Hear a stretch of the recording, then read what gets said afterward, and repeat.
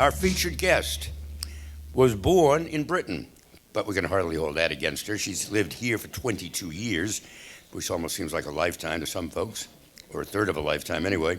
When she arrived here, she gravitated promptly to the quintessential New York tabloid, which is the New York Post. Whoa. Before Tina Brown snagged her as executive editor for her short-lived Talk magazine. She then spent the next dozen years at Vanity Fair, where her subjects ranged from Bruce Wasserstein to a failed African coup, Valerie Plame, Brooke Astor, and eventually, who else? Jeffrey Epstein. Just this past July, she took a big leap to CNN as a senior reporter. Along the way, though, she plunged into a subject that has served her well ever since. Jared Kushner. And Ivanka, of course, can't have one without the other, with a big piece in Esquire that morphed into her amazing book, Kushner Inc., with a C. A story that clearly keeps on giving, and that brings us up to today. She's up to her neck in, well, perhaps I should just let you tell her yourself what she's up to. Vicky Ward. Yes, thank you very much, David. And I apologize, I was late today because with everything going on, I am trying to break a story. Today, we hope, perhaps tomorrow, that will make some waves, maybe even change the world a bit. We shall see. No.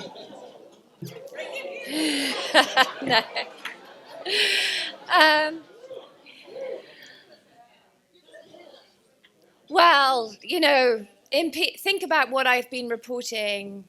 Friday night, I broke a story on Chris Cuomo's show to do with two of the most fascinating characters in this whole impeachment drama, Lev and Igor. And I think the story of Lev and Igor is going to keep on running. And I think there will be more installments to come. So that is all I will say. I have my colleague Natalie from CNN keeping a careful eye on me. Yeah. So what I thought I'd do today, since I noticed on the Silurians sort of blurb, you had billed me as the person who writes a lot about corruption. That is certainly true, both with the book on Kushner Inc., both at my time at Vanity Fair, and now it seems to be my beat at CNN. So I'll start with telling you about a little bit about the book, and then a little bit about what I'm doing now. I think that corruption is a tricky beat in the sense that not everybody cares about corruption. I thought that Jared and Ivanka would be a great story and would make a great book after I did the Esquire piece in 2016. And the irony about that article was that when we planned it, I had an editorial meeting with Esquire's editor, Jay Field, and his deputy, Michael Haney. The idea was that it would be a sort of puff piece, which is not what I normally do. But they were looking to remake Esquire, and we were sort of sitting around thinking, well, who are the kind of people that the Esquire reader wants to read about? And I piped up, oh, what about the Kushner brothers? Thinking, they were sort of attractive and reasonably well known, and Jared was on this interesting path with Donald Trump, who was then just a candidate, and his brother was had already made it clear that he was a Democrat, and we thought it'd be an interesting subject because there must be so many families around the country that would be split politically, and that the Kushners would speak to that. As I reported that article, reporting on Josh Kushner was harder for me because my Rolodex in the venture capital space is not as dense as my Rolodex when it comes to New York real estate. I've written a book about New York real estate. I know it incredibly well. I know the players incredibly well. And as a result, it took me all of a morning to get an awful lot of people who wanted to talk about Jared Kushner, and an awful lot of people had not very great things to say about him.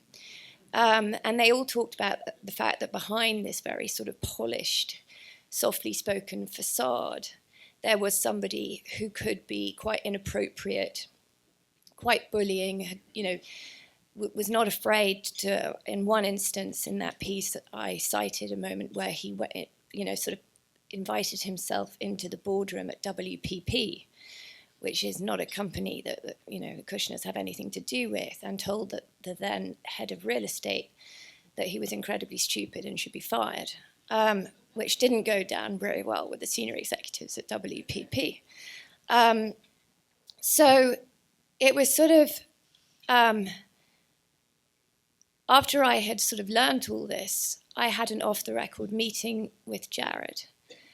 And I'm not going to disclose what happened in the meeting, except to say that I came out of it feeling that he was somebody who was headed for trouble, that he was somebody who was extraordinarily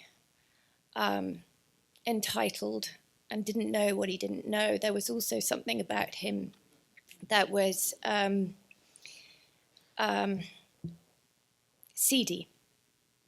And he told me a piece of information that he didn't need to air. And it was about somebody who would not be of any interest to anybody in this room. And that left a bad taste with me. He was absolutely furious when the article came out, as was Ivanka, and they did all sorts of things to try to get Hearst to pull the piece. They even had, at one point, Jared phoned up David Carey, who was then the president of Hearst, and accused me of fabricating my transcripts. They had David Lauren, son of Ralph Lauren, phone up the editor of Esquire, obvious sort of implication that would Ralph Lauren pull its advertising. David Lauren, in fact, was just mortified to be on that phone call. But all this behavior, the sort of the bullying, the sort of unwillingness to look in the mirror and perhaps recognize some of the truths that were in that piece. And by the way, that piece not only was not pulled, we did put a correction at the bottom, which was the Kushner Companies meets every Tuesday at 8:30 rather than 8. That was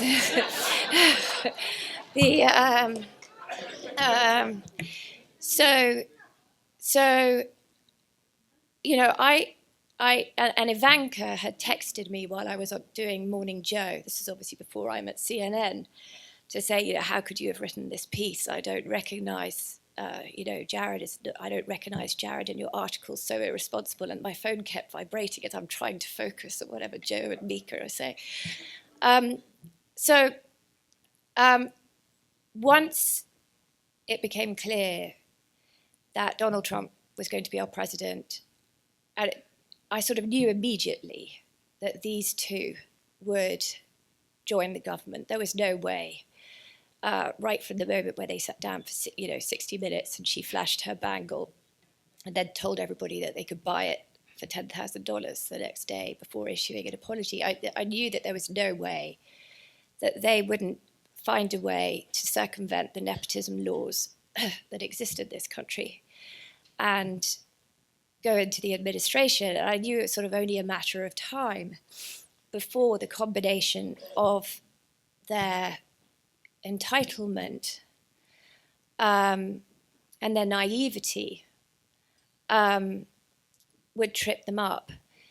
Although interestingly, it took me a while to persuade book publishers that this was what was going to happen. The good news is you only need one publisher. So I was lucky enough. I got a deal first spring of the administration, and then to some degree, I reported and I watched, and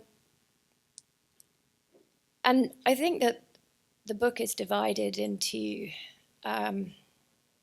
sections for a reason. I think that probably one of the main themes of the book is that both Jared and Ivanka have been raised to think that rules are for other people. And so I opened the book actually with a story about Jared's grandparents from the Holocaust, because I think it's quite important to understand why the Kushners think that rules are for other people, because actually it's for very understandable reasons 3 generations ago. If his grandparents, Ray and Joseph Kushner, had done what they were told, they'd be dead. Instead, their story is an extraordinarily brave one. They didn't just survive the Holocaust, they fought like mad. Ray Kushner, while she was alive, told on video a story of how she and her family and other Jews who'd been rounded up in a ghetto dug a tunnel through which they escaped at night. Her brother wore glasses and couldn't see, and was shot sort of in front of her. She had watched her mother and her sister be shot in front of her. So she digs this tunnel. She winds up in the woods with a group of people she's heard have been surviving there in the bitter, bitter cold. And among them is the man she will marry, Joe Kushner. Kushner was actually her name, and they took it because she came from the wealthier family, and it was an easier name to pronounce. But even after the war ended, they had to, it took them 3 years to get to America. Their eldest child was actually born in Europe. And then they moved to New Jersey, and Joe Kushner becomes, as many in his situation did, a builder, because remember, they didn't speak the language. No matter what skills you'd had, you couldn't pursue them over here, particularly if you didn't speak the language. But what you could do was build. And so the Kushners became part of a group of Holocaust survivors in New Jersey who basically transformed New Jersey from what was mainly agricultural land into the sort of urban state that it is today. And, I tell you all this because there was huge impetus then on Joe Kushner's children, Jared's father, Charles, to make something of themselves, to succeed. There was also huge importance on family. Joe Kushner built with his own team, his own hands, the houses that his 4 children lived in. They were all next to each other in New Jersey. And, it really mattered to him that they stick together. Charles Kushner, the younger of Joe's 2 sons, was not necessarily the most academic, but he was by far the most ambitious.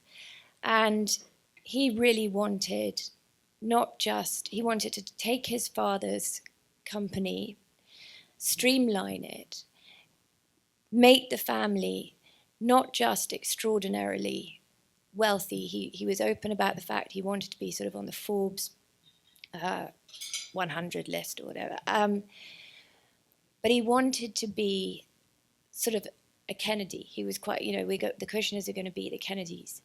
How he went about this really was quite simple: leverage. He had a law degree, and using leverage, he acquired more real estate in New Jersey than anybody else. I quote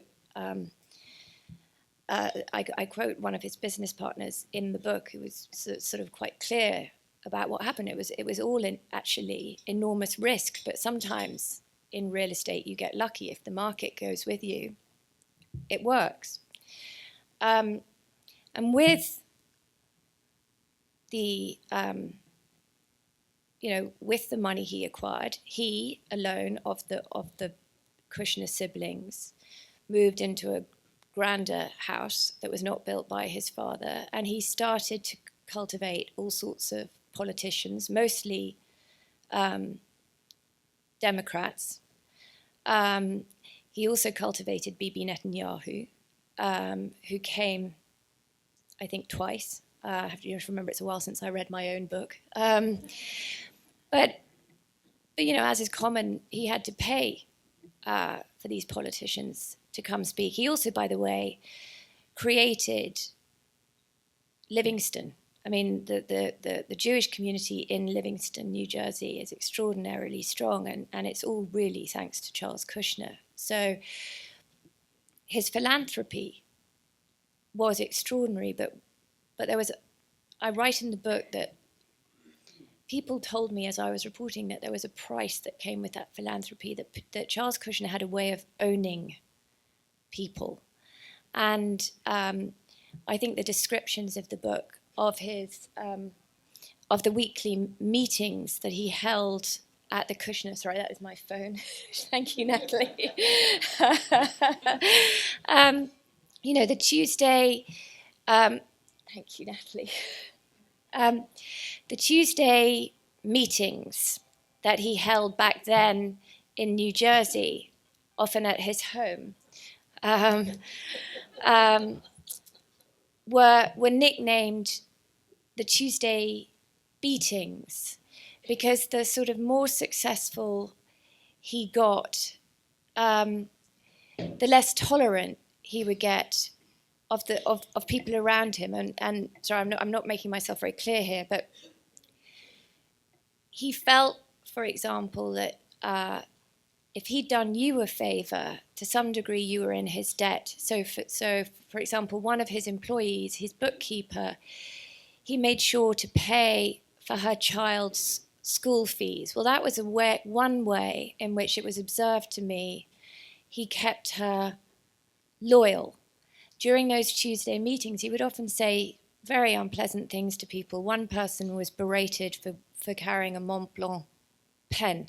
He said, "How dare you bring Nazi paraphernalia into my house?" But increasingly, the richer that Charles Kushner got, the more powerful that he got, the more all these politicians came to see him, the more afraid the community around him came to sort of speak up. And for quite a while, he unabashedly had a team of people, including the bookkeeper, whose child school fees he paid, who enabled him to basically take money from the LLCs that were co-owned by his siblings, and use that money without telling his siblings and other partners to pay for all these political speeches. And his siblings, once they realized what was going on, had a real problem with that. And this private family civil dispute, which is what initially it was, spilled over and became a public criminal dispute, really because one of the family members involved Chris Christie, who was then a rising US attorney with political ambitions in New Jersey. And Chris Christie was not actually that interested in Charles Kushner. Chris Christie was interested in Jim McGreevey, who at this point was the governor of New Jersey. And he knew that Charles Kushner and Jim McGreevey were entwined. Charles Kushner had basically got a visa for a guy called Golan Sipel, an Israeli guy, who turned out to be Jim McGreevy's lover. Charles Kushner had housed this guy. Charles Kushner also had a complicated private life of his own. And Chris Christie used that as leverage. He had knowledge of Charles Kushner's private life that would not have fitted his image as the leader of the Orthodox Jewish community in Livingston, New Jersey. And Christie basically sent his team in and had a meeting at which Jared was present, in which they said, here, you're going to plead guilty to, it was basically campaign finance, and something terrible that Charles Kushner did. He videoed his brother-in-law having sex with a prostitute, it's very hard to do this without sounding like the National Enquirer. He had sent a prostitute to have a sexual encounter with his brother-in-law. He'd filmed it, and then he decided to send this to his sister, who was cooperating with the feds on the day of her son's birthday. So that was what the feds would call witness tampering. So witness tampering, along basically with campaign finance violations and fraud, were the charges that Chris Christie had. But believe it or not, everyone in New Jersey who knew Charles Kushner thought that he would have actually beaten all that he would have fought, because that's who he was. He was a fighter. But what Charles Kushner was not prepared to do was have his private life exposed by Chris Christie, who told him in front of Jared that is what he would do in a public hearing unless he rolled over and pled guilty, which he did extraordinarily fast. And there's a scene in the book where he's on the phone to Jim McGreevy, and there are other people in the office, and he says to Jim McGreevy, Jim, I've got no choice, I've got to give you up. And Jim McGreevy, around the same time, resigns as governor. So I think that I tell you all of this, some of it very sordid, because you have to understand that Jared Kushner and his father Charles never believed that Charles Kushner had done anything wrong, and they certainly didn't believe he deserved to go to jail, which is what ended up happening. They believed that this was a family dispute that had no business spilling over into the public domain. And it was then left to Jared, under Charles's control, to rehabilitate what were essentially Charles's ambitions, which is why, sort of from jail, Charles came up with what I describe as the 3-point plan to rehabilitate the Kushners. They were going to sell everything in New Jersey and buy a trophy building in Manhattan.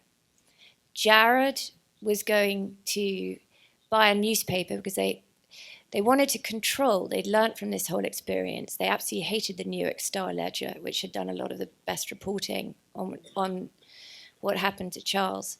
They wanted to buy a newspaper or media outlet, partly to control the media, but also because it would put Jared into a whole new social orbit.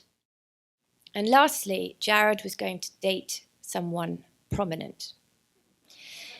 So, and by the way, the person who came up with this plan was a guy called Howard Rubenstein, who I'm sure many people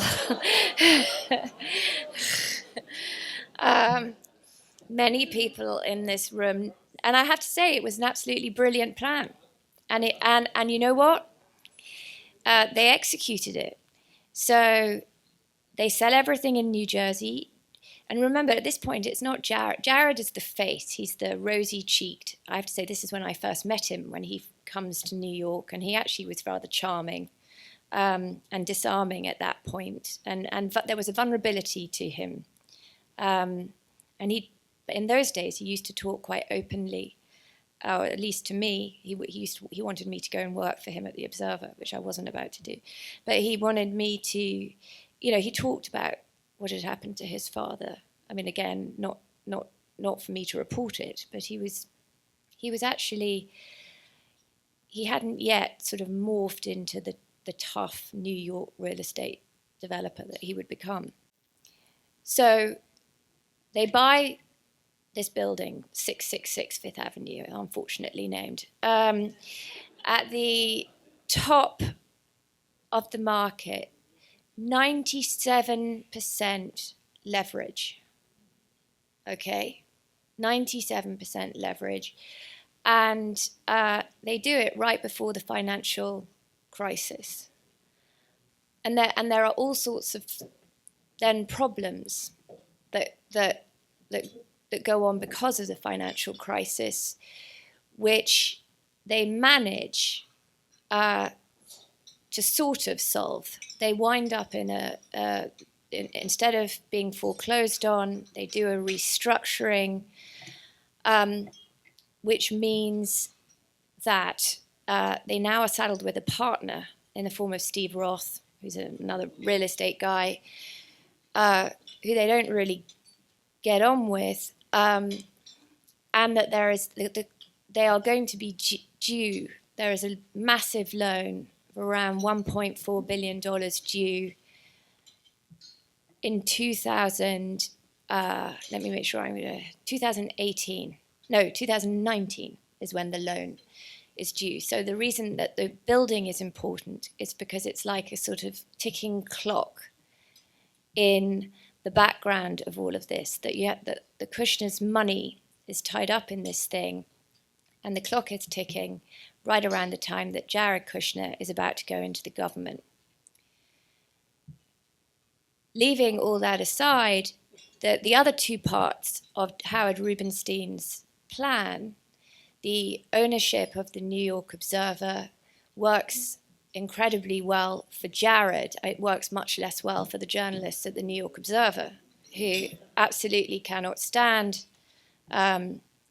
Jared, who really knows nothing about journalism, is not interested in public service, rolls through for all these editors because basically he doesn't understand what they're trying to do. He doesn't want to spend any money. I think one of my favorite scenes in the book is when Elizabeth Spires, who is the sort of the last of what I call the free-spirited editors, because she was succeeded by a guy called Ken Curzon, who was a very old Kushner family friend and had secretly written an authorized memoir of Charles Kushner, which I would really love to get my hands on. And when Ken Curzon was appointed, Charles Kushner said to Jared, now we get to write, thank God, now we finally just get to write what we want. But Elizabeth Spires had said to, Jared had come to complain to her, said, why have we got this big piece about this guy, Martin Amis? And she said, well, Jared, Martin, our readers, it's doing really well online. We've got more traffic, than on any other subject. He said, well, nobody cares about him. No one reads books. To which she said, no, Jared, you don't read books. Anyway, but what the Observer really did for Jared that was important was he put him in the orbit of people like Rupert Murdoch and a whole list of important bigwigs, probably Arthur Sulzberger, though I don't know that, no. And basically, it put him into the orbit of the woman he would marry, Ivanka Trump. And in a strange way, although the Kushners initially really resisted Ivanka because she wasn't Jewish and she then had to convert and win them over, Jared and Ivanka, I think the most real thing about them is actually their marriage, because they are so alike in the sense that, and I report in the book how Jared would have Ivanka weigh in to his outside publicists on language that she thought would be fitting.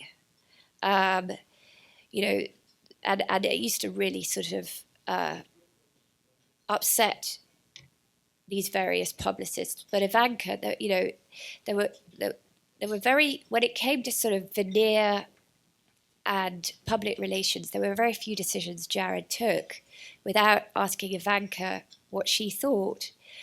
And what I think is interesting is that Ivanka, meanwhile, had this extraordinary glossy image. She was invited everywhere, wanted at every sort of Vanity Fair party. And both these two were looked at as the smoother, more polished, better foils for their parents. And they were the glossy, acceptable package. Their parents were not. And yet, beneath that veneer, Jared was really despised by a lot of his own employees as not knowing his numbers, not knowing the details, going off for long lunches with people like Rupert Murdoch. And those lunches did not do anything to move the bottom line at Kushner companies. And Ivanka was behind the scenes trying to hustle partnerships for licenses for the Trump family businesses with a whole list of like what somebody described, I think Louise Sunshine, who once worked for Trump, calls really bad people. and yet, while they were in New York and before they went into Washington, nobody cared about the reality of Jared and Ivanka because it didn't really matter. It didn't, what they were doing didn't have consequences for the country. But that all changes once they go to Washington. And I think the second half of the book is really dedicated to that and to the pressure that Jared is under as he arrives for the transition. Remember, on the transition, he is in charge of foreign outreach. But the clock is ticking, and the Kushners can't find any domestic lenders or buyers for this wretched building. So Jared has an office in the transition, which is in the Trump Tower, next to one of his hires, Gary Cohn, who had been the president at Goldman Sachs. And Gary Cohn was, obviously very experienced and knew that, your second most frequent call is usually to your general counsel, before you, every day. He became extremely concerned that Jared was often not in his office and that Jared's assistant, Avi Berkowitz, had no idea where Jared was. And Gary Cohn actually took Jared aside and said, you know what, Jared, you just can't keep disappearing because everything you do from now on is discoverable, is legally discoverable. So you need to take someone with you and have a witness in every meeting. But Jared came from the Wild West of New York real estate, where nobody writes anything down and certainly doesn't take a witness with them when they want to just change a price of something. So it kind of fell on deaf ears. But what really shocked not just Gary Cohn, but actually the the right wingers, Steve Bannon and Reince Priebus, was when the New York Times reported, this is right before the inauguration, that the first Sunday of the transition, Jared, who remember is in charge of foreign outreach for the transition, had a meeting with a very dodgy Chinese insurance company, Anbang, whose chairman, by the way, is now in jail, and had this meeting at the Waldorf Hotel, and then just days later been hosting the Chinese government, not at the Trump Tower, but at 666 Fifth Avenue. So, I mean, they sort of all looked at each other in horror, and by then Steve Bannon already blamed himself. This is one of the great ironies, that the person who is responsible for having Jared and Ivanka in the government is actually their great nemesis, Steve Bannon. Because what happened was Don McGahn, then the legal counsel, told Bannon and Priebus that an opinion had been written up basically giving Jared and Ivanka a waiver around the nepotism laws. And he says, in the book I have this scene, he says to Priebus and to Bannon, nobody in the Justice Department likes this. And it's not even because of corruption, potential corruption. It's because of competence. What happens if it turns out Jared and Ivanka are completely clueless and then we can't fire them? And Bannon was the one who said, you know what, think back to Billy Bush weekend. Think back to Billy Bush weekend. Remember that the only person who could calm the president down on that weekend when he was absolutely beside himself and his wife certainly wasn't talking to him was Ivanka. And he said, I think there are going to be many more moments like that. And I think we're going to need them. And so there, Bannon ushers them in, and of course 6 months later they usher him out. And I think that I'll keep this short because a lot of it's you kind of know, but the danger of having Ivanka, but more, really Jared, who has been so responsible for a lot of our foreign policy in government, while they are so conflicted, has, I think, become more apparent with every passing day. I think that some of the biggest reveals in the book are the fact that it was Jared, not actually Donald Trump, who closed the White House visitors' logs.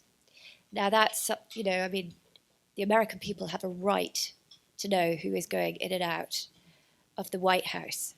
And the fact that Jared did it, and he did it at a time when he was having meetings with Lloyd Blankfein, who was an investor in a company that Jared hadn't yet disclosed on his White House forms, that he still was an owner of, is really problematic. I mean, we come back to this notion that rules are for other people. I mean, again, Gary Cohn, Rex Tillerson, very wealthy guys, had abided by the rules. They had divested of everything to go into government. And Jared kept telling them, or certainly telling Cohn during the transition, oh, it's so expensive to go into government. Can you believe what a hassle it is? So imagine Gary Cohn's surprise when he discovers that actually Jared has not actually divested. He's just put everything he's sold some things, but most of it's gone into a trust held by his brother. And not only has he not divested of everything, he seems to have a great problem filling out any kind of form, whether it be a security clearance form or his ownership forms. So he also plays, as I say in the book, an important role that was underreported at the time, pushing for the firing of James Comey, not least because it had come to his attention that James Comey's team were quite interested in Jared's meetings during the transition, wanted to know more about that. But I think the real punchline, and I'll wind this up, is the foreign. We have a room full of journalists who love to ask questions. So I'll just the real punchline is the foreign affairs. So nobody knew at the time, but in the May of 2000 and let me just make sure 18, Charles Kushner, the dodgy Chinese insurance people have gone away, not least because their chairman has basically gone to jail. So the Kushners are still stuck with this building and no lenders on the horizon. Charles Kushner has a meeting in New York with the Qatari investment fund. He asks them for $1 billion. They say no. Why? Because this building, as Steve Roth pointed out, would be worth more if it was just dirt. It's not worth anything like $1 billion. Jared Kushner pushes Donald Trump to make his first U.S. a visit overseas, not to Britain or to France or to a country with shared democratic values, but to Saudi Arabia. And at that summit was supposed to be about cooperation in the Gulf, fighting terrorism, everybody coming together. But what actually happens is that Jared goes off and has a private dinner with MBS, Crown Prince of Saudi Arabia.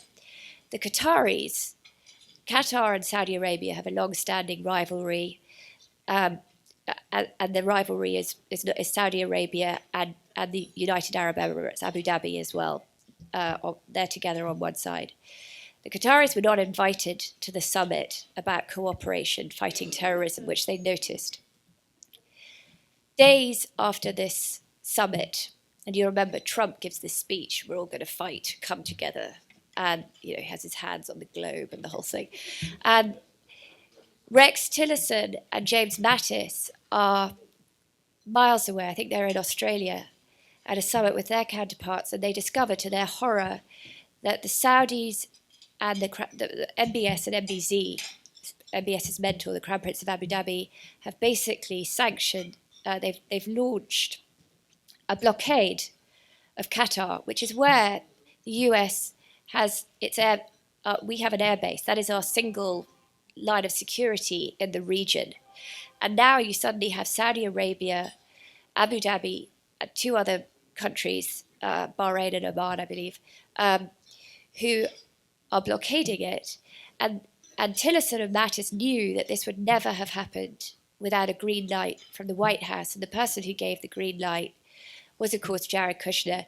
And it was a clear signal to Qatar that they had displeased the Kushners. And it took them, the Qataris, another 9 months to figure out how to get back into Jared's good books.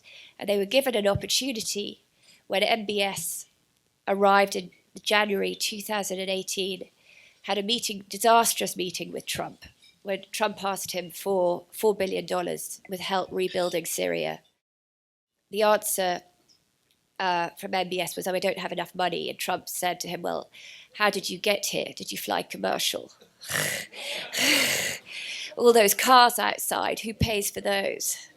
And it really went very, very badly. And the Qataris heard about this. 6 weeks later, the Emir of Qatar arrives. Unlike MBS, who'd conducted his White House meeting in his robes, the Emir comes in a suit. You know, he's a very physically imposing man, and you know that to Trump, things like that matter. And he tells Trump, well, you know, I've got tons of money. I'd love to help you with everything, but I got this problem. I got this blockade. Shortly after the meeting, two things happen. One is that Mike Pompeo announces, who's replaced Rex Tillerson, thanks to Jared, Mike Pompeo announces that the US is withdrawing its support of the blockade on Qatar. And around the same time, Brookfield, a Canadian company whose largest outside investor is the Qatari government, the Qatari Investment Fund, does an absolutely crazy, nonsensical deal for 666 Fifth Avenue, where they basically give a loan that I have not yet met anybody in the real estate world in New York who thinks that it makes economic sense, and they pay the entirety of the loan up front. You don't have to be good at math or understand real estate to know that that's just nuts. You know, the idea that Jared Kushner is running around basically conducting foreign policy in order to help solve the Kushner family's financial interests is obviously not really great. And on that note, I'll shut up.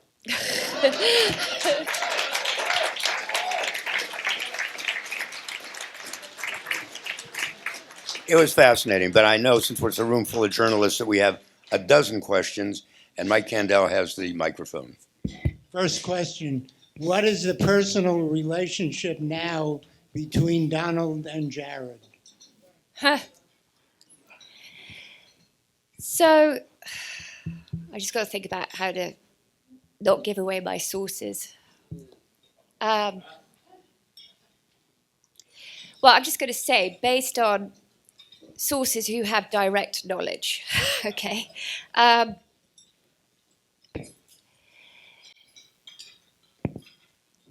So the thing you have to remember about the president is that, and I think we've now seen this again and again, is that at the end of the day, he cares about one person. And so, and I say in the book that at one point he told John Kelly, when John Kelly was chief of staff, to get rid of Jared and Ivanka. Why? Because Jared and Ivanka's the negative headlines they were garnering, he felt reflected badly on him. So his relationship with Jared fluctuates.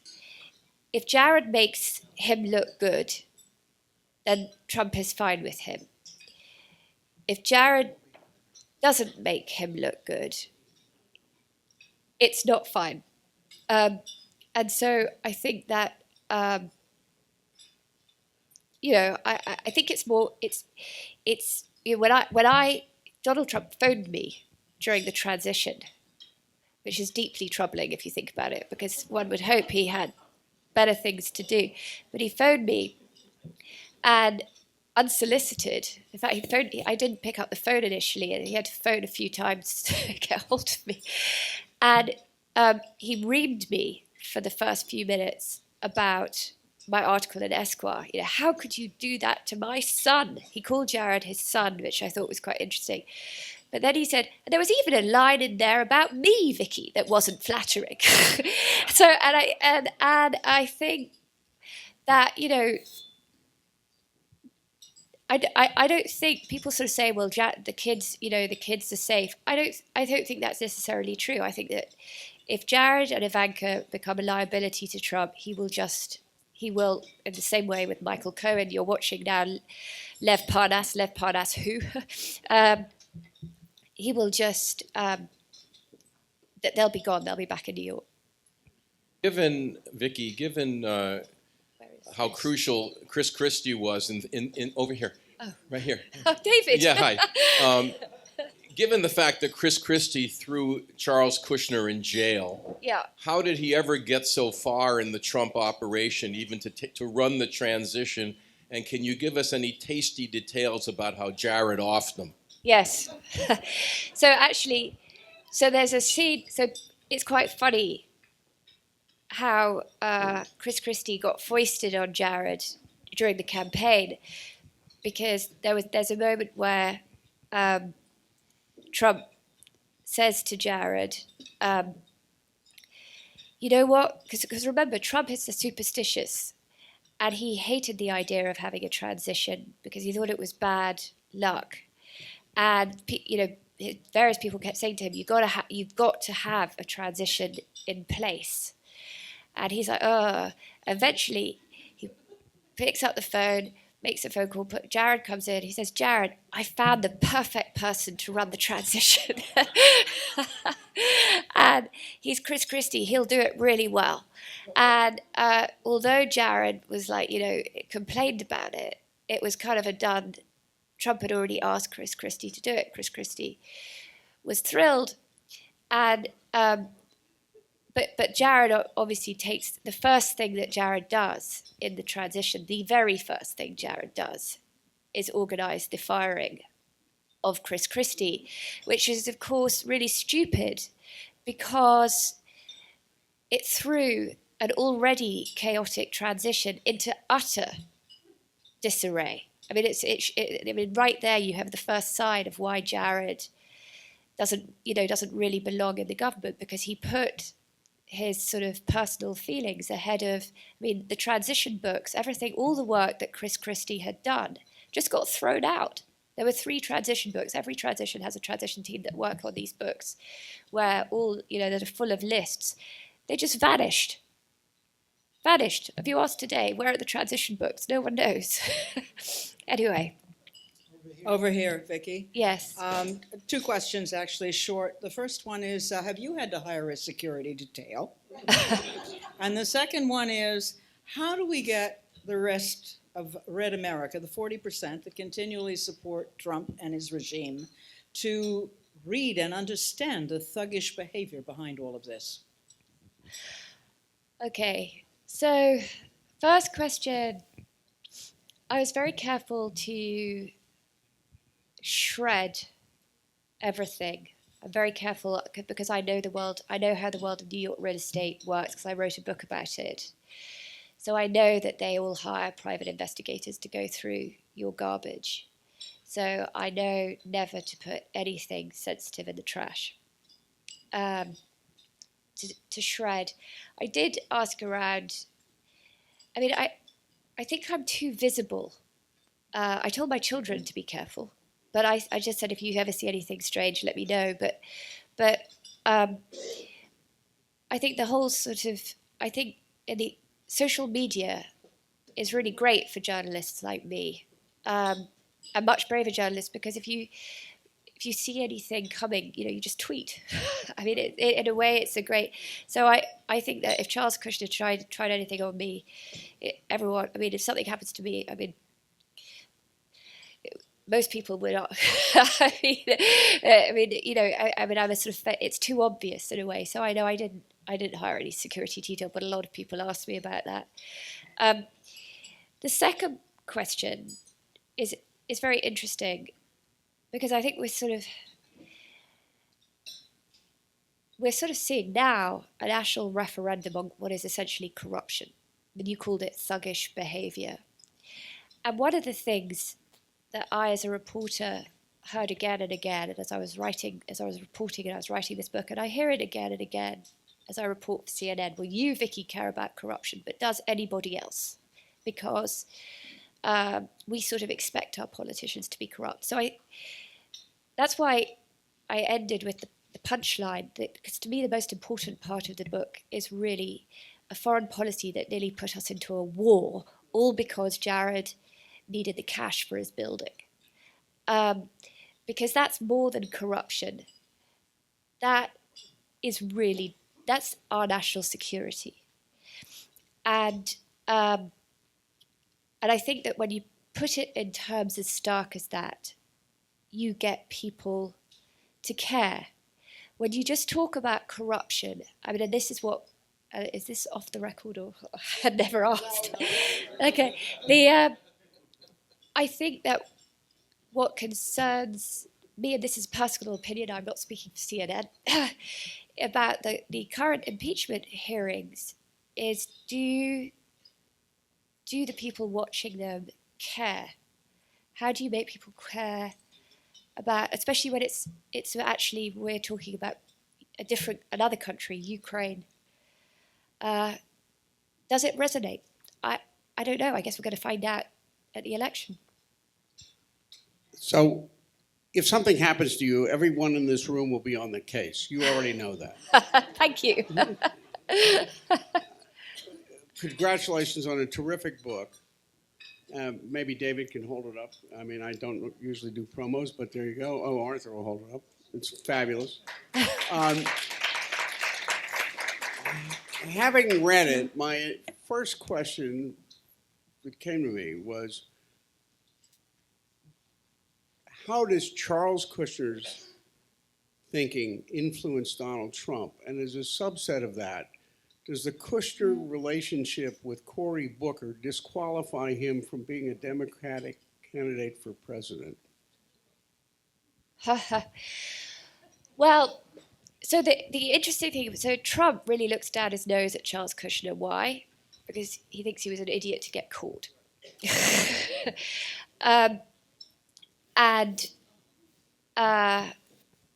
So that's what he thinks of Charles Kushner. And he also, when Jared married Ivanka, he did have trouble. He couldn't understand why anyone would convert. It's like, people should convert to Trumpism, basically. And of course, and in fact, the great irony really was that Ivanka really did want to be a Kushner. I mean, after Charles Kushner went to jail, the Kushners became a very, very tight unit, because they weren't, after all, speaking particularly to their brother, the siblings, who'd kind of called the feds on them. So, because Ivanka hadn't had that tight family growing up, mean, she'd had Donald and Ivana and all of that, Marla Maple. Part of the Kushner appeal really was the close family unit. Cory Booker was very candid about the fact that he met Charles Kushner in a halfway house when Charles Kushner was coming out of jail. I think that it doesn't disqualify him because he's been so vocal about what Cory Booker stands for, and the time that he went to meet Charles Kushner. I think is understandable. I don't think there's anything that can come back to bite him. I mean, I think if you said he was having secret meetings with Jared Kushner to discuss, International trip, you mentioned Saudi Arabia. Who came out of that with like $20 billion deal? Blackstone. Yeah. So the answer is where people often talk about Blackstone when it comes to the US dealings with the Saudis and with the Chinese. I haven't heard in my reporting so much about Russia and Blackstone. That council was disbanded right after Charlottesville. Yeah, and that's exactly, so Steve Bannon had told Jared initially, if you do this council, all it is a sort of, it's superficial, it's not meaningful because, these people will want access because it's a good visual and they'll disappear at the first sign of trouble, which is exactly what happened. So if you were Steve Bannon, you would say that this is another example of Jared being self-serving, because obviously who does it serve for Jared to be networking with people like Steve Schwartzman? It serves Jared. No, I think there is undoubtedly a great, it's worth the role of Blackstone in this administration is worth looking at. 2 more questions, and I'm going to ask one of them.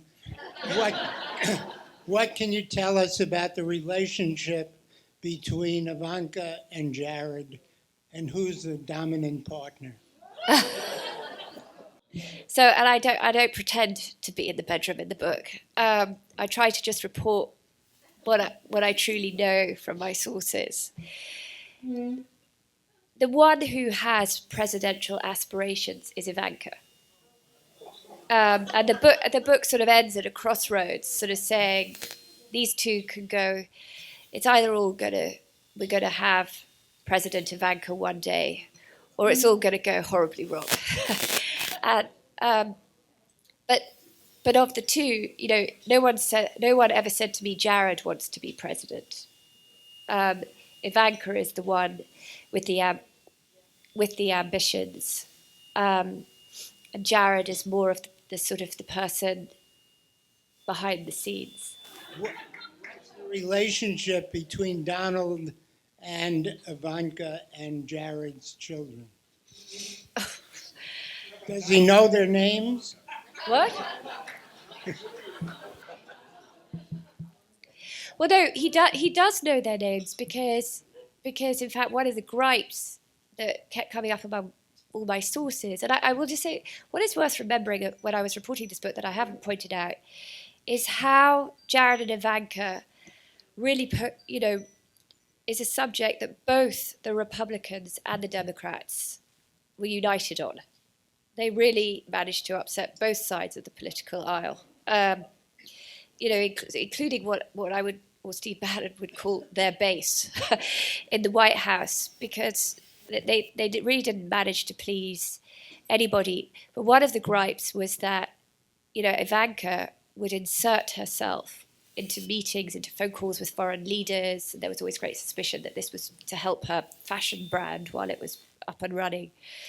But she would also insert herself into meetings, often by dropping in with the children. I mean, you'll remember, and there was a moment when Paul Ryan was trying to have a really important budget meeting, and in comes Ivanka, with Arabella.